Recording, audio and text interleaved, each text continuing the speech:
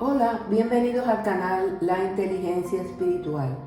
Estamos en una temporada llamada Permanecer, porque es importante que conozcamos el origen y la naturaleza de la fe. Entonces urge conocer cómo mantenerla en estos tiempos tan difíciles. Ninguna pregunta para mí es más apremiante que esta: ¿cómo permanecer y preservar en la fe hasta el fin? Jesús dijo en Marcos 13:13, el que persevera hasta el fin, éste será salvo. Esa sería razón suficiente para abordar esta cuestión de cómo permanecer, mantener la fe y preservar hasta el fin. Si cedemos a la incredulidad y dejamos de confiar en Cristo, seremos cortados. Muchas personas no pueden entender cómo un Dios de amor puede ser al mismo tiempo un Dios que castiga a los pecadores. Pero la ira de Dios no es incompatible en absoluto con su amor, sino que emana de su amor. A muchos no les gusta oír del juicio final, del castigo eterno, de la condenación eterna. Solo quieren oír del amor de Dios, de su bondad, de su misericordia, pero tenemos que hablar de todo lo que es Dios. Él es amor, pero también castiga a aquellos que desobedecen su palabra, porque Él es fuego consumidor. En el mundo religioso de hoy prevalecen lecciones sobre la gracia, la misericordia, el amor y la bondad de Dios, e incluso se predica que Dios nos ama con nuestras imperfecciones, justificándose el hecho de pecar constantemente. Siempre es bueno aclarar que Dios nos elige imperfectos y nos ama para transformarnos mediante el Espíritu Santo. Pablo, en esta carta de los Romanos que analizaremos hoy, recuerda a sus lectores la severidad del Padre y también que Él es un Dios de venganza. Veremos la cita de Romanos 12:9, citado en Deuteronomio 32:35. No os venguéis vosotros mismos, amados míos, sino dejad lugar a la ira de Dios, porque escrito está: mía es la venganza, yo pagaré, dice el Señor. En Hebreos 10:30 se menciona el mismo versículo del libro de Deuteronomio con la advertencia adicional: horrenda cosa es caer en manos del Dios vivo. Hebreos 10:31. Dios no solo es bueno, sino también severo. Todos los atributos de Dios operan en armonía. Solo tenemos que pasar por algunos versículos de la Biblia para darnos cuenta. Veremos el trato de Dios hacia aquellos que no obedecen sus mandamientos. Por ejemplo, los hijos de Aarón, ellos pusieron fuego extraño que Dios nunca le había mandado, y salió fuego de delante de Jehová y los quemó, y murieron delante de Jehová. Levíticos 10, del 1 al 2. En el caso de Ananías y Zafira, en Hechos 5, del 1 al 11, cuando ellos mintieron, Dios los castigó con la muerte. Y dijo Pedro: Ananías, ¿por qué llenó Satanás tu corazón para que mintieses al Espíritu Santo y sustrajeses del precio de la heredad? Al oír Ananías estas palabras, cayó y expiró. Y vino un gran temor sobre todos los que lo oyeron. Y levantándose los jóvenes, lo envolvieron y sacándolo, lo sepultaron. Estos son solo dos ejemplos de la severidad de Dios para aquellos que no respeten su voluntad y sus mandamientos. Por eso es que hoy analizaremos cómo el apóstol Pablo quería conmover las mentes de su audiencia. En Romanos se contempla no solo la bondad y la gracia del Padre, sino también su severidad y su rigor.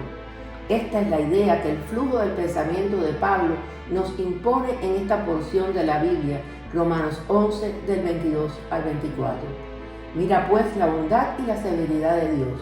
La severidad ciertamente para con los que cayeron, pero la bondad para contigo, si permaneces en esa bondad. Pues de otra manera tú también serás cortado, y aun ellos, si no permanecieran en incredulidad, serán injertados, pues poderoso es Dios para volverlos a injertar.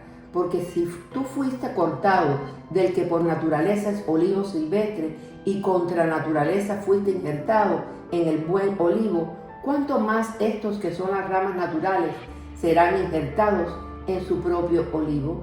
Romanos 11, del 22 al 24. Ya hemos dicho que todos los atributos de Dios operan en armonía. No existe conflicto entre la bondad y amor por un lado y la justicia por el otro. Aquellos que aceptan su oferta gratuita de salvación experimentan su bondad, mientras que aquellos que la rechazan experimentan su juicio. Si permanecemos, la verdadera fe para salvación siempre preserva. Este es el caso de los judíos no creyentes. Cayeron hasta vivir en la ruina espiritual. En el contexto de Romanos 11, del 11 al 24, Pablo describe por qué Dios ha endurecido a Israel en su incredulidad en Cristo, para abrir espacio para los cristianos gentiles en el olivo figurativo de Dios. Las viejas ramas de los judíos incrédulos se han desgajado por ahora y las nuevas ramas se han injertado en la raíz. A su vez, la salvación de tantos gentiles provocará celos en Israel, atrayéndolo de regreso a Dios a través de la fe en Cristo, cuando Dios elimine el endurecimiento de su incredulidad. Cuando eso suceda, después de que suficientes gentiles hayan creído, las ramas viejas de los creyentes judíos serán injertadas nuevamente en el árbol. En el futuro, Israel se arrepentirá de toda incredulidad y acogerá al Mesías. Dios injertará otra vez con gozo a los judíos creyentes en el olivo de su pacto de bendición, a diferencia de las ramas silvestres que son los gentiles. Pablo les advirtió a los cristianos gentiles que la única razón por la que tenían un lugar en la familia de Dios era debido a su fe en Cristo. Sin esa fe era muy probable que Dios los cortara de su árbol, tal y como lo hizo con el pueblo judío que se negaba a creer en Jesús. Su estatus no se basaba en absoluto en sus buenas obras o en cualquier otra cosa que no fuera la gracia de Dios. Romanos 11:6. Pablo ahora quiere asegurarse de que sus lectores no se pierdan estos dos pilares de la naturaleza de Dios. Dios es a la vez amable e intransigente y se basa únicamente en la fe de una persona en Cristo. Dios es santo, por eso debe ser firme con aquellos que han caído por su falta de fe en Cristo. Dios es bondadoso con los cristianos gentiles debido a su fe en Cristo y pueden continuar en la bondad de Dios solo si confían en Cristo. Sin fe en Cristo, Dios también los cortará del árbol. El carácter justo y santo de Dios demanda el cumplimiento perfecto de todas las exigencias de su ley. Exigencias que, como hemos visto, no podemos cumplir por nosotros, sino únicamente por medio de la fe en la sangre de Cristo, derramada en cumplimiento de dicha justicia. Dios es justicia, Dios es rectitud, y no puede exigir nada menor a lo que Él es. Por eso Pablo nos lleva a pensar en la severidad de Dios.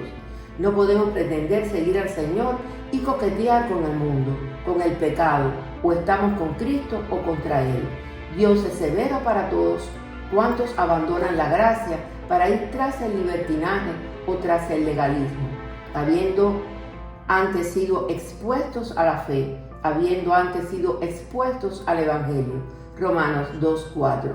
O tienes en poco las riquezas de su bondad, tolerancia y paciencia, ignorando que la bondad de Dios te guía al arrepentimiento. La gracia de Dios no lleva a la rebeldía, sino a la sumisión al Señor. Por esto vemos que todo aquel que recibe la bondad de Dios debe permanecer en ella y es responsable de preservar en ella. Obviamente Dios nos da todos los medios para permanecer.